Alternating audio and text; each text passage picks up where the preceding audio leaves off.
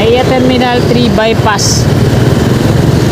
Ayun, nakabakod na yan na kulay asul na rig type na yero. At ayan na yung tsura niya, no? May mga kanal na rin yan dito sa gilid-gilid. Ayun ang mga heavy equipment sa kabila. Tapos gumagawa din sila ng kalsada patungo dun sa may arrival at departure. So dito naman may kanal na yan. At dito yung heavy equipment. Tapos dito din sa tawid, ayan, oh. Wala na yung LED billboard dyan. Tapos ito na yung pangpito. Ito yung pangpito na rebar cage. So meron ng round concrete form na naka-install. So parang hindi na tatawid dito sa NAIA Expressway. Parang bababa na rin yan dyan, oh. Yung magiging off-ramp. Kasi ikot doon sa may bypass sa LN. Wala na yung parkingan ng motorsiklo dito. Tinanggal na, kaya kung magpapark kayo ng mga motorsiklo pag nag-aatid kayo dito sa NAIA Terminal 3, wala na kayong paparkingan. Ayan na, oh.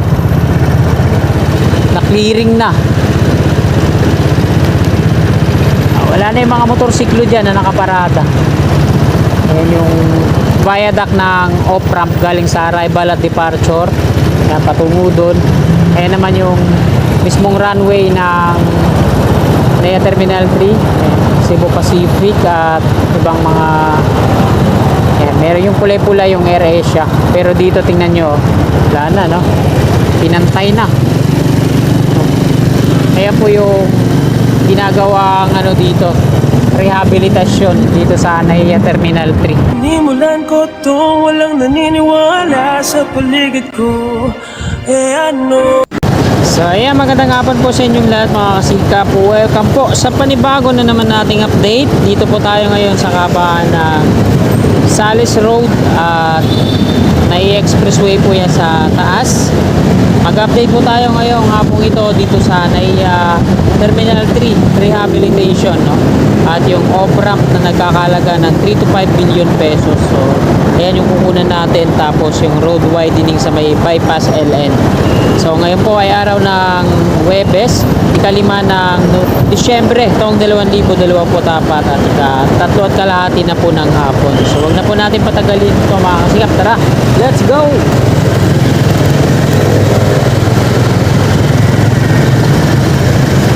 Villamor Air Base na sa kaliwa natin. At dyan ako papasok ngayon. Bali, ikot lang tayo. So ito naman yung off-ramp galing Skywest. Pababa dito sa Newport City.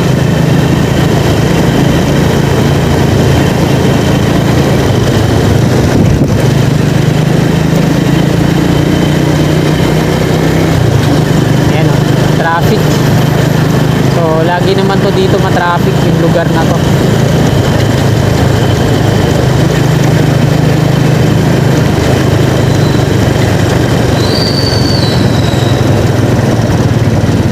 Newport City yung pakanan.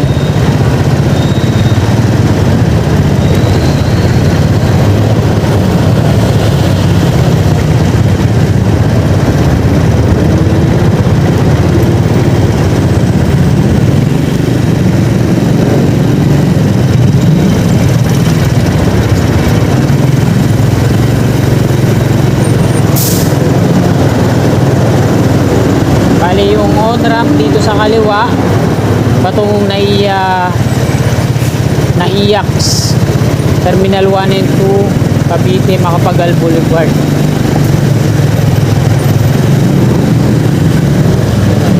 On-ramp.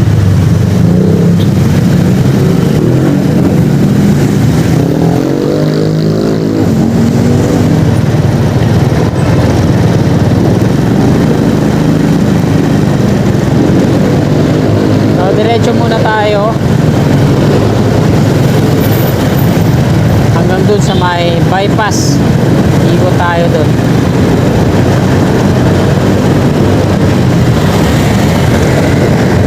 Ito yung U-turn slot po dito. Ay, ito pala sa kabila.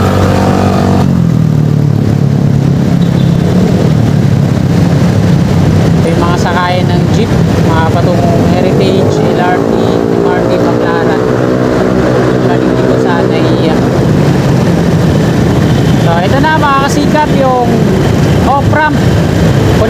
mula dito sa taas. Yan, sa NAIA Expressway. Ito yung unang pier, BP-1. Sa harap ng Savoy Hotel. At ito, nilagyan na ng mga scaffolding paikot. Sasakluban na ng round concrete form. Bali, 7 yung mga river cage alignment dito, no?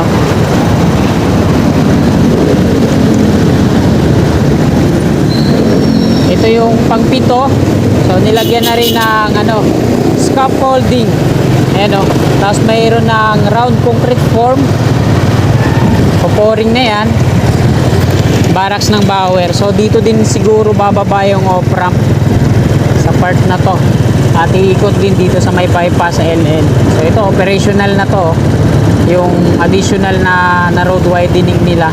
So, yung kanal dito, mababa lang.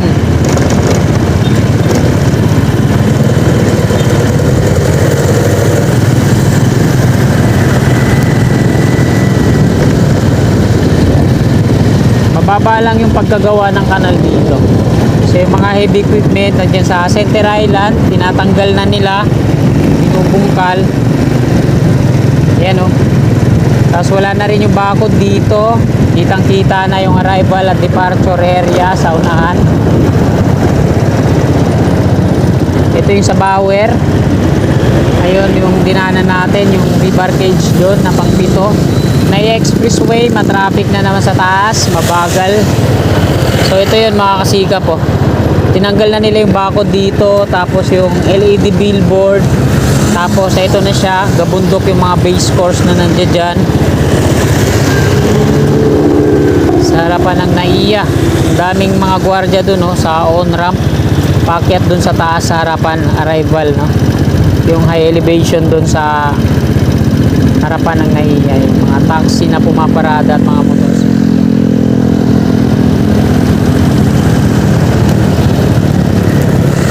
So, ayan po yung update ngayong hapong ito.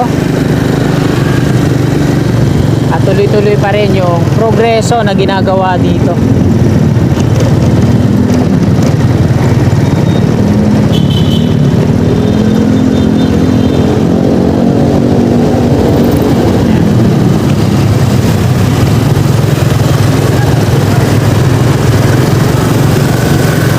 Na yung palabas patungong gate 3, patungong Baclaran na yung malapad yun. Dalawa na yung lane nila. So ayun o, pinupuno na nila, sinisiksik yung river cage sa pangatlo. At ayan na yung loob ng NAIA. May parking, limitado na lang yung mga pumaparada na sasakyan dyan kasi dyan na yung ginagawa nila.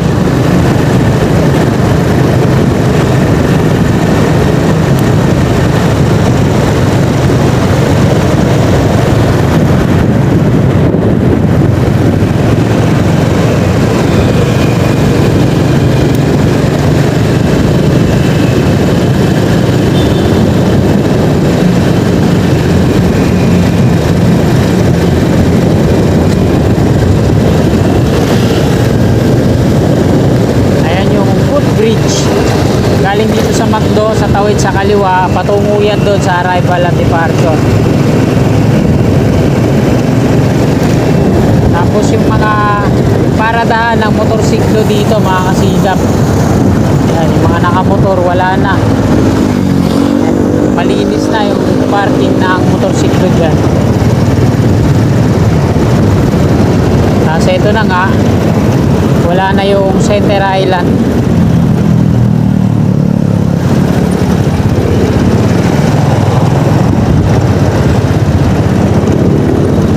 Tanggal na yung landscape dito. Ayan o. Ayan yung paradahan ng motorsiklo. Ayan yung elevated walkway. Ayan yung viaduct ng galing dun sa arrival at departure sa taas. At eto, napakalalim na o. Ito yung mga landscape dito na may mga halaman. So ayan, napakalalim na hinukay. Ganon din dun sa unahan. At ayan na yung runway ng NAIA Terminal 3. So pati dito, no, bubungkalin din to.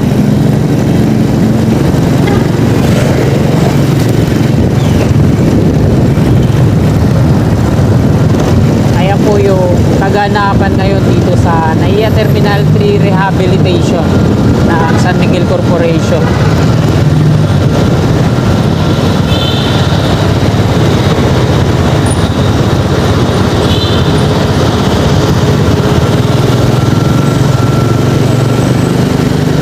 Yan. Pag patungo kayo sa kabila, ito yung U-turn slot, so dapat dito na kayo kaagad, nasa inner lane na kayo. Pagpakyat kayo ng expressway patungong Cavitex. Toll naman dito sa kanan. So, dalawa yung U-turn slot dito, ito saka yung nandun sa unahan.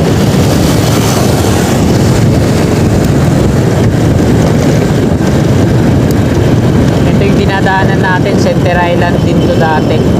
Pinagtatanggal na nila yan yung Center Island dito halos lahat. EAF Aerospace Museum.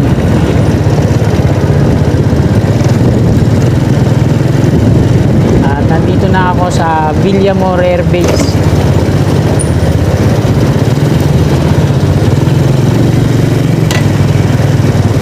So ayan mga kasikap, hanggang dito na lang tong video na to. Maraming salamat po sa patuloy niyong suporta kay Kasikap Channel. Magandang hapon, God bless po sa ating lahat. Sulit